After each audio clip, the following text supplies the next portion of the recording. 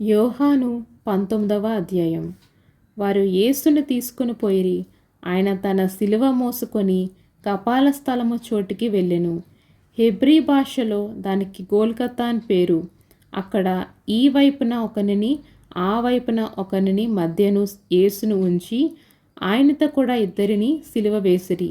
మరియు పిలాతు యూదుల రాజైన నజరేయుడగు యేసు అను పై విలాసము వ్రాయించి సిలువ మీద పెట్టించెను.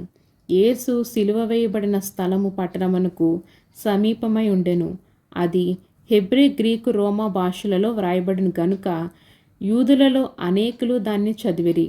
నేను యూదుల రాజునని వాడు చెప్పినట్లు వ్రాయము గాని యూదుల రాజు అని వ్రాయవద్దని యూదుల ప్రధాన యాజకులతో పిలాతుతో చెప్పగా, పిలాతు నేను వ్రాసినదేమో వ్రాసితనెను. సైనికులు యేసును సిలువ వేసిన తర్వాత ఆయన వస్త్ర భాగములు తీసుకొని ఒక్కొక్క సైనికునికి ఒక్కొక్క భాగము వచ్చినట్లు వాటిని 4 భాగములు చేసిరి.